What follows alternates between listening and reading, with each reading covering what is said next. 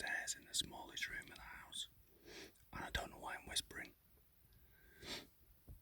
Actually, I'm whispering because it gives an effect of being in a box, which is basically what we're going to talk about today. Because that's what self-isolation or isolation of any kind really feels like. Been living in these boxes, these houses that we live in, and they're very nice houses, and I'm sure we all love being at home. But it is living in a box.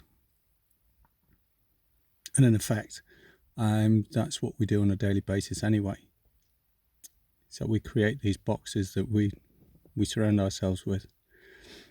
And how many times have you been to a meeting, a business meeting, or some kind of organised meeting where the chairman of the meeting will say, I want you all to think outside of the box and come out with some new ideas of how we can take the business forward or how we can deal with this problem. And people around the room maybe don't say anything simply because they're too scared to. So they might think that they sound crazy or even afraid of losing their jobs. But then some brave soul will stick his head above the parapet and come out with what seems at first a crazy idea, but it's actually so inspirational that it's the answer to all the problems. And then the chairman will say, well, it's a brilliant idea and I'd love to do it, but I haven't got the resources, I can't do it. So therefore it gets slammed back in the box and we all go away from the meeting still trapped by the same box. But what we can do as individuals is we can start thinking outside the box for ourselves.